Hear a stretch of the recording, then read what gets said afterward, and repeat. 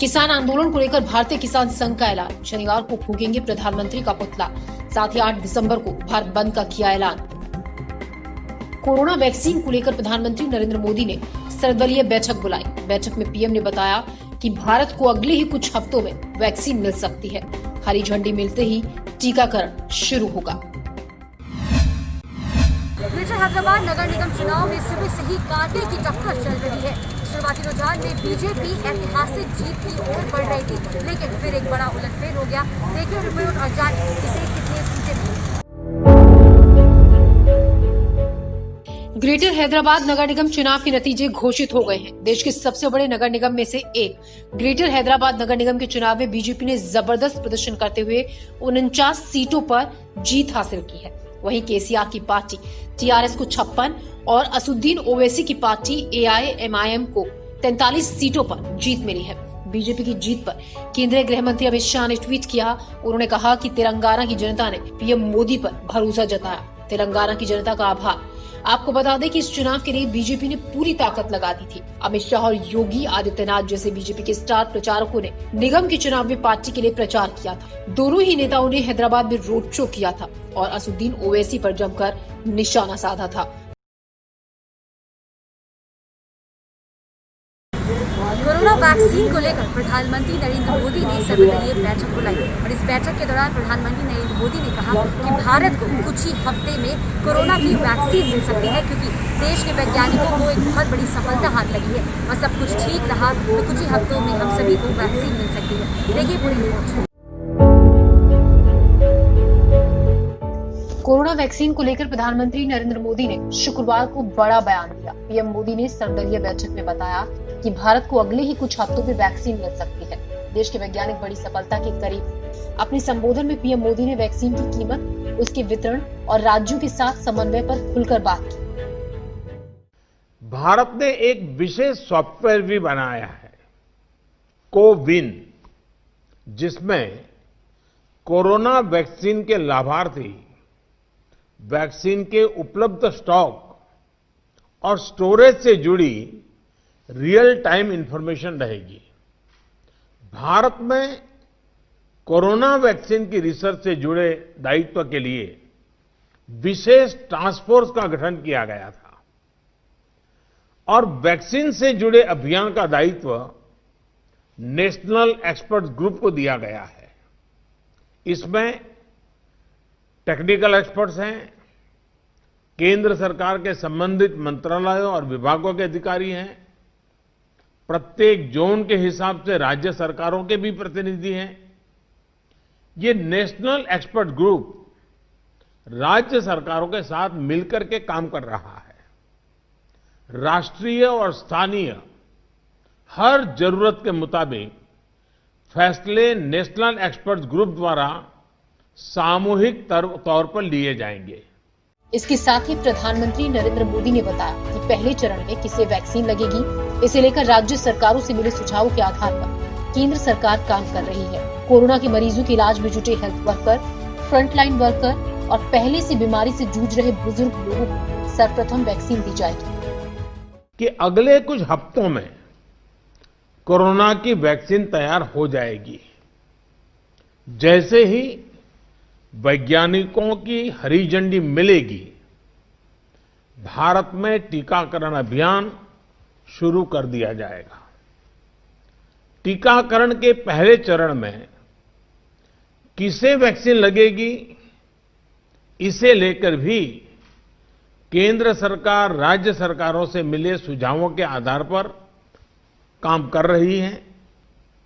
इसमें प्राथमिकता कोरोना के मरीजों के इलाज में जुटे health care workers, frontline workers और जो पहले से गंभीर बीमारियों से जूझ रहे हैं वैसे बुजुर्ग लोगों को दी जाएगी। साथियों, वैक्सीन के डिस्ट्रीब्यूशन को लेकर भी केंद्र और राज्य सरकार की टीमें मिलकर के काम कर रही हैं। वैक्सीन की वितरण व्यवस्था के लिए केंद्र और राज्य की टीमें मिलकर काम कर रही हैं। सर्वदलीय बैठक में करीब 1 दर्जन से ज्यादा राजनीतिक दलों के नेता शामिल थे। अब सभी की निगाहें वैक्सीन पर टिकी हैं। ब्यूरो रिपोर्ट, खबर IANS। आरबीआई की मॉनेटरी पॉलिसी कमेटी ने अपनी ब्याज दरों में किसी भी तरह का कोई भी बदलाव नहीं किया है। एमपीसी ने रेपो रेट 4% पर बरकरार रखा। इसका मतलब ये है कि रिजर्व बैंक से बैंकों को 4% पर ही लोन मिलेगा। इससे बैंक भी लोन सस्ता नहीं कर पाएगा। कोरोना काल ने दुनिया के तमाम देशों की तरह भारत की इकोनॉमी को भी बुरी तरह से प्रभावित किया है, लेकिन अब शुभ संकेत मिलने लगे हैं। भारतीय रिजर्व बैंक का मानना है कि अर्थव्यवस्था का सबसे बुरा दौर खत्म हो चुका है। आरबीआई के मुताबिक चालू वित्त वर्ष की पहली 2 तिमाहियों में आर्थिक विकास दर में जो गिरावट हुई है वो अब दोहराई जाएगी। अंतिम दोनों तिमाहियों में आर्थिक विकास की दर के सकारात्मक बने रहने की संभावना जताई गई है। RBI governor doctor Shaktikanta Das ने शुक्रवार को मौद्रिक नीति की समीक्षा करते हुए कहा कि अक्टूबर-दिसंबर की तिमाही में आर्थिक विकास दर 0.1% और जनवरी-मार्च की अंतिम तिमाही में 0.7% की विकास दर रहने का अनुमान जताया। हालांकि पूरे वित्तीय वर्ष के दौरान आर्थिक विकास दर 0 से 7.5% नीचे रहेगी। पहले गिरावट की दर 9.5% रहने की बात कही गई थी। बहरहाल आरबीआई का रेपो रेट इस वक्त 4% है, जबकि रिवर्स रेपो रेट 3.35% है। आरबीआई ने चालू वित्तीय वर्ष में आगे भी समायोजी रुख बनाए रखने का संकेत दिया है। देश की सबसे बड़ी फिल्म सिटी बनने जा रही है। इसी को देखते हुए सितारों में खुशी की लहर है और सितारों का मानना है कि इस फिल्म सिटी की वजह से उभरते कलाकारों को बहुत कुछ सीखने को मिलेगा और रोजगार का अवसर भी मिलेगा।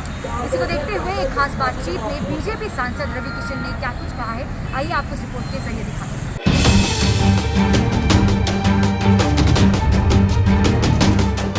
उत्तर प्रदेश में 1000 एकड़ में बनने जा रही फिल्म सिटी भारत की सबसे बड़ी फिल्म सिटी है। सीएम योगी की इस घोषणा से उत्तर प्रदेश में पर्यटन उद्योग को बहुत बढ़ावा मिलेगा। साथ ही लाखों लोगों के लिए रोजगार के नए अवसर पैदा होंगे। युवा पीढ़ी के नए कलाकारों को सपने पूरे करने मायानगरी नहीं जाना पड़ेगा।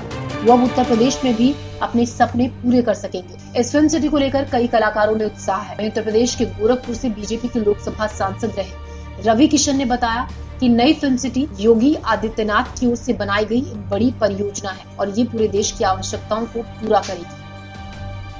देखिए, ये रोजगार का माध्यम है, सबसे बड़ा रोजगार होगा।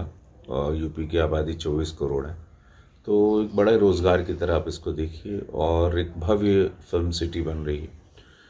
मुंबई की फिल्म सिटी छोटी है, 500 एकड़ की, ये 1000 एकड़ की होगी और 24 करोड़ की आबादी है। लाखों लोग हैं जो सिनेमा में आना चाहते हैं, बच्चे मेरी तरह रवि किशन बहुत सारे आना चाहते हैं। तो ये बहुत अच्छी सोच है और एक आधुनिक फिल्म सिटी सोच है, एक ऐसी जिसमें अपग्रेडेड होगा। आप अंदर गेट खुलेगा, आप अंदर जाएंगे, पूरी फिल्म खत्म होगी, पोस्ट प्रोडक्शन से लेके आप पूरी फिल्म खत्म करके आप बाहर आ जाएंगे। तो ये वो फिल्म स्टूडियो बन रहा है और एक बहुत ये गर्व की बात होगी पूरे भारत के लिए। महाराष्ट्र में शिवसेना के बारे में एक सवाल के बारे में फिल्म सिटी पर आपत्ति जताते हुए रवि किशन ने कहा, नई फिल्म सिटी के आसपास इतना शोर अच्छा नहीं, क्योंकि ये पाकिस्तान के कराची में नहीं बल्कि उत्तर प्रदेश में बनाया जा रहा है, जो कि भारत का ही हिस्सा है। ना हो हल्ला करने की जरूरत ही नहीं। पहली बात तो ये पाकिस्तान के कराची में नहीं बन रहा, ये बन रहा है उत्तर प्रदेश में। उत्तर प्रदेश भारत का हिस्सा है और ये बन रहा है समस्त भारतवासियों के लिए, जहाँ पे मराठी फिल्म को भी सब्सिडी दी जाएगी। ये मैं आपको जानकारी देता हूँ। यहाँ पर हिंदी होगी, कन्नड़ा होगी, Tamil, Telugu, Malayalam, Bhojpuri, web series, television serials, तो जो भी आएगा संस्कृति संस्कार की अच्छी चीज़ें बनाएगा, भारत की अच्छी चीज़ें बनाएगा, हमारे इतिहास की अच्छी चीज़ें, उसको सरकार सब्सिडी भी देगी। कहानियाँ अच्छी रहेंगी, पारिवारिक होगी, जिसमें भारत झलकता होगा, उसको सब्सिडी दी जाएगी। उसमें मराठी फिल्म का भी नाम है। तो यहाँ मराठी इंडस्ट्री का भी स्वागत है, ना कि ये सिर्फ हिंदी या भोजपुरी फिल्म के लिए फिल्म सिटी बन रही है। ये समस्त भारत के समस्त भाषाओं के लिए। उत्तर प्रदेश में पर्यटन उद्योग को नए पंख लगाने के मकसद से ही इस फिल्म सिटी की घोषणा की गई है। अगर इसके लोकेशन और कनेक्टिविटी पर गौर करेंगे तो ये जगह कमाल की। एक्सप्रेस वे पर ही जेवर इंटरनेशनल एयरपोर्ट बनेगा। ऐसे में ऑन लोकेशन शूट के लिए भी ये शानदार जगह है।